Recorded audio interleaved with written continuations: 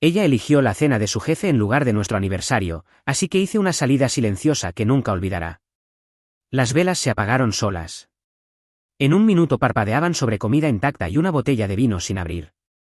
Y al siguiente, la oscuridad, solo un siseo, una tenue voluta de humo y el sonido del silencio presionando como un peso en mi pecho. Así terminó la noche. Pero déjenme retroceder un poco. Había reservado la misma mesa de la que una vez nos reímos por estar demasiado cerca de la cocina. En aquel entonces, no importaba. Nos burlábamos del tintineo de las sartenes, fingíamos que el olor a ajo significaba que algo mágico estaba por llegar. Esta noche, solicité esa mesa exacta. La mesa 12. Quizás creía en la simetría. Quizás solo quería una última oportunidad para creer en algo. Ella confirmó que se encontraría conmigo allí. Sin excusas, sin estar ocupada en el trabajo, sin posponerlo. Me envió un mensaje: allí estaré. Prometido. Llegué temprano. Patético, ¿verdad? Incluso me arreglé el cuello 2 veces antes de entrar. Le dije a la anfitriona que estaba esperando a alguien. Sonrió como si supiera que iba a esperar más de lo que pensaba. Pasaron 15 minutos. Revisé mi teléfono 6 veces. A los 30 minutos, le pedí al camarero que trajera el vino de todos modos. A los 45, empecé a hablar solo en voz baja. Exactamente a la hora, revisé su ubicación. Su teléfono indicaba que estaba en The Willows, un club de cenas privado, ni siquiera en el mismo código postal. Fue entonces cuando sentí un frío en el pecho. Verás, conozco ese lugar.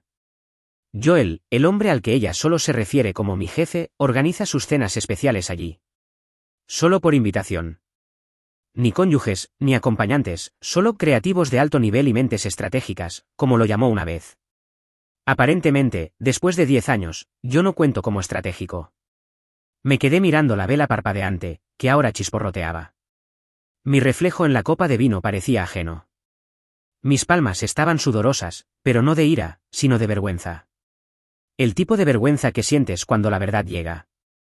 No como un grito, sino como un susurro que has ignorado durante años. Lo eligió a él. Eligió esa noche. Y yo solo era una silla vacía frente a un plato intacto. Pero no me fui. No. Me quedé. Me senté durante toda la cena como un extra trágico en una obra a la que nadie me había invitado.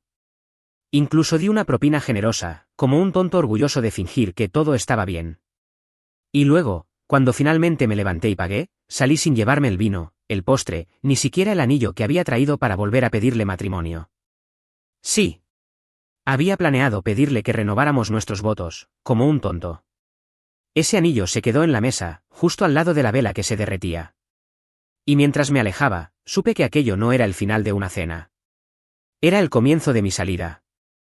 Cuando me desperté a la mañana siguiente, todo estaba en silencio. No una calma pacífica, sino inquietantemente vacía. El tipo de silencio en el que esperas oír el tintineo de las llaves en la puerta o el arrastrar de pies de alguien preparándose para el trabajo, pero simplemente no hay nada. Su lado de la cama no había sido tocado.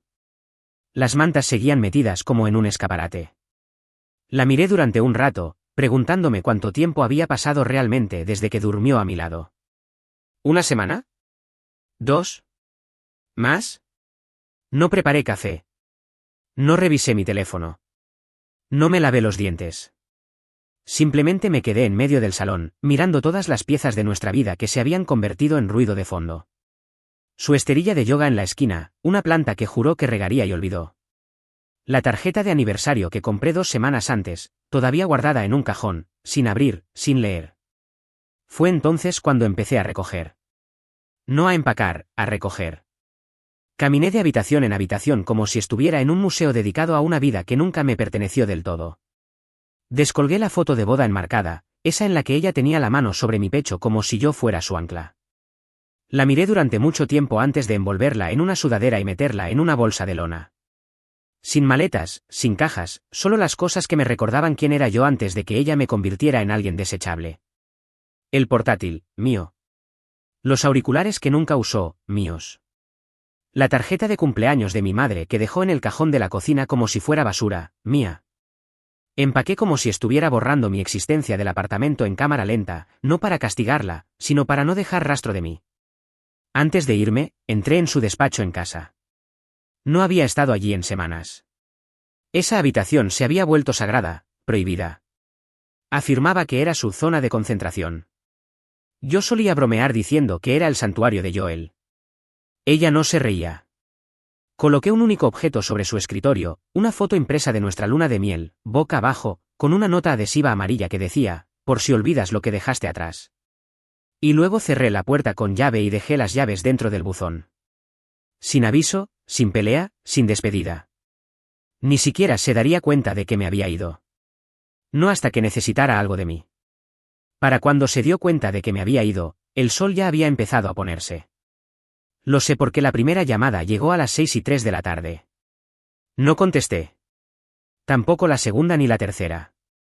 Vi cómo la pantalla se iluminaba desde el otro lado de la habitación del motel, vibrando suavemente sobre el tocador como si le avergonzara sonar. No reservé una suite de lujo.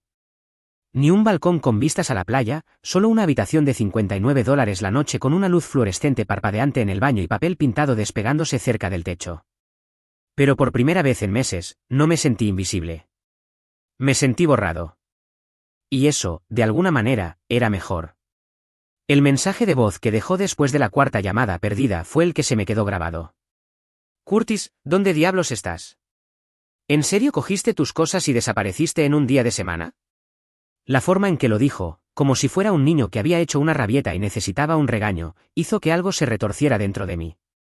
No había preocupación en su voz, ni confusión, solo molestia. Todavía no se había dado cuenta de que ella era la razón por la que me fui. No respondí. A las 8:24 de la tarde las llamadas cesaron. Sabía lo que eso significaba. Probablemente estaba con él ahora, con Joel, quizás desahogándose con unos martinis sobre su marido excesivamente sensible que se había alargado. La imaginé riéndose de ello, con el pelo detrás de la oreja, diciéndole que probablemente era solo agotamiento. No tenía ni idea de que yo ya había solicitado una redirección temporal de correo o que había visitado el banco esa mañana y quitado mi nombre de nuestra cuenta de ahorros compartida, no para quitarle su dinero, solo para asegurarme de que ella no pudiera quitarme el mío. Lo que tampoco sabía era que había hablado con mi hermana, la que ella odiaba, la que siempre decía que Josete actuaba como una invitada en su propio matrimonio. Esa misma hermana me estaba ofreciendo ahora su habitación de invitados y diciéndome, sin ninguna delicadeza, que debería haberme ido hace años. Alrededor de la medianoche, el tono de los mensajes cambió. Por favor, Curtis, no entiendo. ¿Estás a salvo? ¿Podemos hablar? Ahora le importaba. Ahora interpretaba a la esposa preocupada, pero solo después de darse cuenta de que no volvería a casa para una segunda ronda de ser ignorado. Puse mi teléfono en modo avión y me acosté en la cama, mirando al techo. Olía a limpiador con aroma a limón y a soledad. Y aún así, era mejor que fingir que todo estaba bien. Ella eligió a su jefe en lugar de nuestro aniversario. Ahora yo me estaba eligiendo a mí mismo por encima de su comodidad, y eso, finalmente, se sentía como algo real. No esperaba que él apareciera. 3 días después de mi desaparición, llamaron a la puerta de mi hermana. Estaba en la cocina preparando una tostada, todavía con la misma sudadera con la que me fui. Cuando abrió la puerta, pude oír esa voz arrogante incluso antes de ver su cara. ¿Está Curtis aquí? Josete está preocupadísima. Joel. Vino vestido como si fuera un viernes informal. Una chaqueta sobre una camiseta, zapatillas de diseño, ese encanto artificial goteando de cada sílaba. Me quedé escondido en el pasillo, escuchando desde la esquina. Mi hermana, bendita sea su franqueza, ni siquiera fingió ser amable. Tienes 5 segundos para irte antes de que llame a la policía, dijo. Hubo una pausa, y luego él se rió. Ella solo quiere hablar con él. Debería haber hablado con él antes de cancelar vuestro aniversario por tu cena. Su voz se volvió más fría. No es lo que piensas. Trabajamos juntos. Eso es todo. Casi salí. Casi le pregunté qué trabajo requería lápiz labial rojo y luz de velas en una noche que ella juró que era nuestra. Pero me quedé quieto, escuchando. Joel bajó la voz como si estuviera negociando un contrato. Mira, claramente es inestable. Este tipo de comportamiento no es racional. Esa palabra, inestable, me golpeó más fuerte de lo que esperaba. ¿Así es como lo había presentado ella? ¿Que había perdido la cabeza? ¿Que no podía manejar el estrés como un hombre de verdad? Mi hermana ni siquiera se inmutó. Racional es darse cuenta de que tu esposa eligió a su jefe por encima de su marido y finalmente marcharse. Ahora vete. Le cerró la puerta en la cara, así de simple. Oí sus pasos alejarse, lentos y deliberados. No estaba acostumbrado a que la gente le dijera que no. Lo imaginé subiendo a su elegante coche, probablemente enviándole un mensaje a Josete diciendo que me estaba escondiendo como un cobarde. Pero no me estaba escondiendo. Estaba sanando, lenta y amargamente, pero con honestidad. Más tarde esa noche, ella llamó de nuevo, esta vez dejando un mensaje de voz con lágrimas en la voz. Curtis, no quería nada de esto. Juro que no pasó nada con Joel. Por favor, solo necesito verte. Es curioso como siempre es nada después de que es demasiado tarde. Curioso como su voz solo se quebró después de que su jefe fracasara en arrastrarme de vuelta como a un perro con correa. Guardé el mensaje de voz, no porque le creyera, sino porque quería recordar el sonido de su culpa por si alguna vez olvidaba por qué me fui. La siguiente vez que la vi, estaba de pie fuera del garaje de mi hermana, sosteniendo un ramo de girasoles y con una expresión como si acabara de venir de un funeral. El suyo, probablemente. No lloraba. Eso habría sido demasiado genuino. En cambio, llevaba el tipo de dolor que ensayas en el espejo antes de una reunión. No dije nada. Solo me quedé a unos metros de distancia, con los brazos cruzados, observándola tratar de averiguar a qué versión de mí le estaba hablando. Al felpudo o al extraño que ya no reconocía. No he venido a pelear, dijo en voz baja. Solo, quería explicarme. Esperé. Se acercó un paso. No fue lo que piensas con Joel. Juro que la cena fue profesional. Simplemente, bebimos un poco de más, y él hizo una broma sobre cómo la gente casada ya no sabe divertirse. Me reí porque estaba nerviosa. Eso es todo. Casi me reí yo también. No porque fuera divertido, sino porque realmente creía que este desastre todavía era salvable. Que unas pocas palabras cuidadosamente elegidas y un ramo de flores marchitas me devolverían a su órbita. Te dejé una nota, dije. ¿Siquiera la leíste? Sus ojos se desviaron. No lo había hecho. Por supuesto que no di un paso adelante. Me dejaste solo en nuestro aniversario por una cena privada con un hombre que sabes que tiene sentimientos por ti. Y no me lo dijiste hasta después. Ni siquiera mentiste correctamente. Simplemente esperabas que lo superara. Ella bajó la mirada, aferrándose a los tallos de las flores como si fueran un ancla. No pensé que realmente te irías. Eso rompió algo dentro de mí, porque ahí estaba, la verdad que había intentado enterrar bajo excusas. No creía que yo fuera capaz de hacerlo, que alguna vez me marcharía, que era tan predeciblemente cobarde que simplemente lo aceptaría. No pensaste que me iría, repetí, más bajo. Ese es el problema, Josete. Colocó las flores sobre el capó del coche y susurró, ¿qué quieres que haga?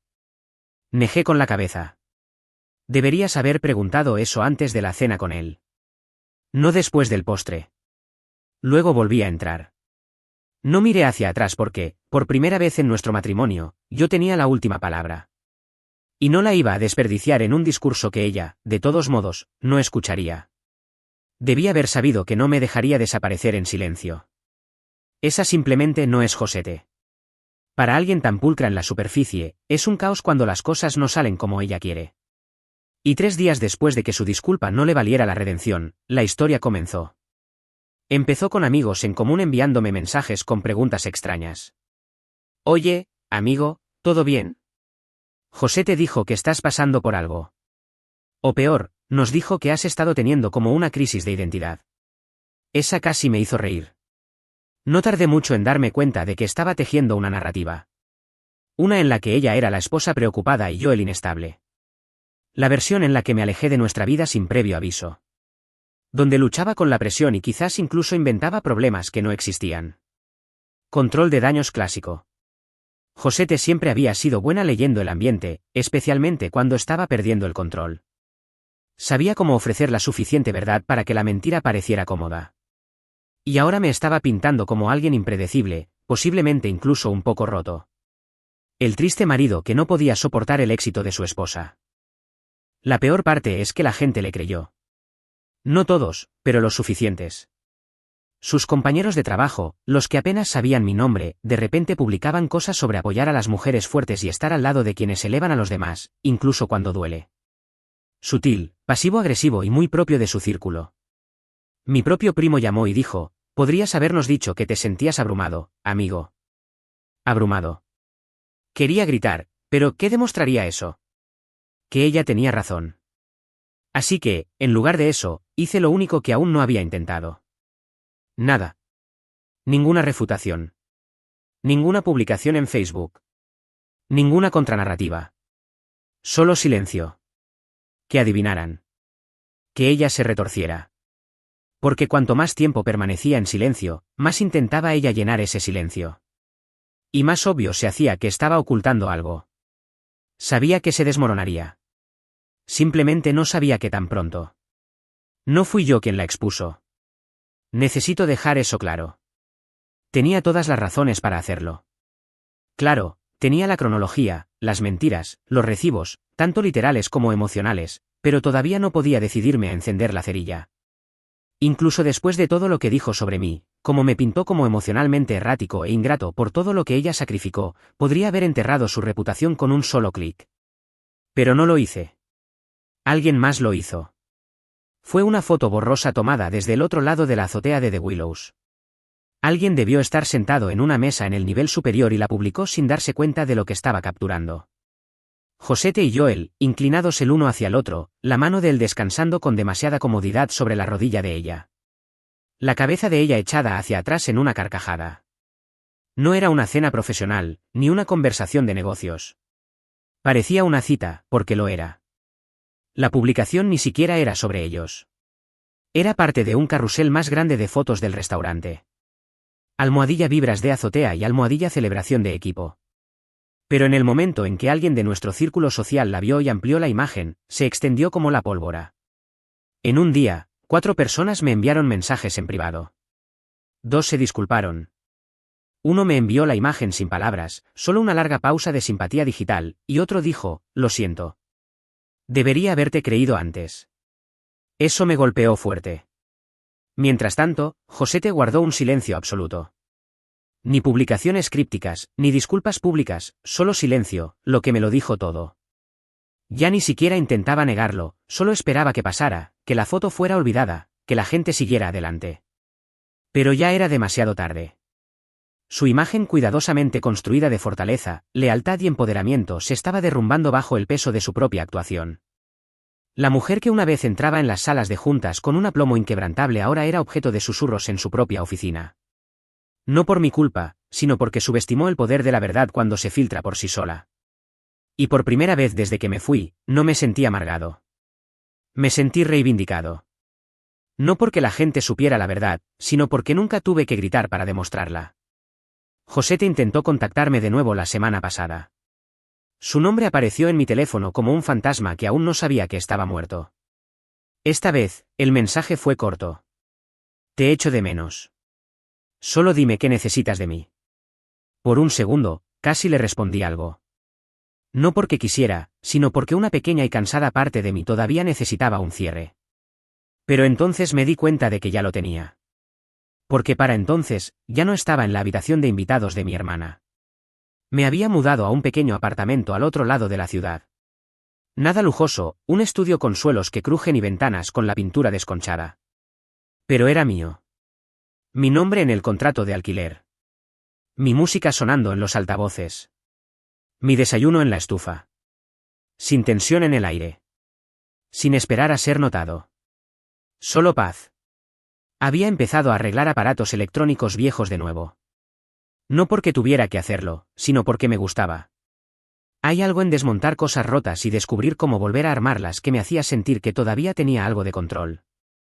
Incluso volví a contactar con algunos amigos de los que me había distanciado, amigos que me dijeron amablemente que lo vieron venir mucho antes que yo, que había empezado a encogerme a su alrededor, que me había vuelto tan temeroso de perderla que olvidé cómo ser yo mismo.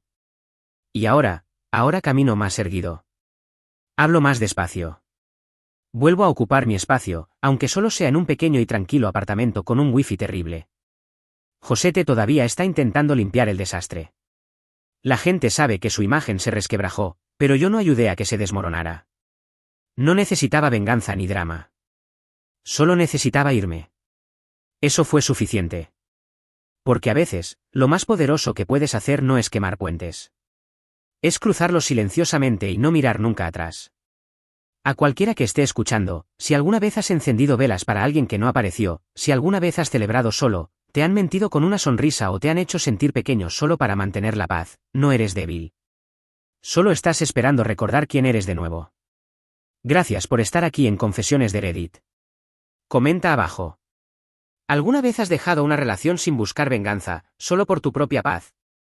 ¿Qué fue lo que finalmente te impulsó a marcharte? Nos encantaría escuchar tu historia.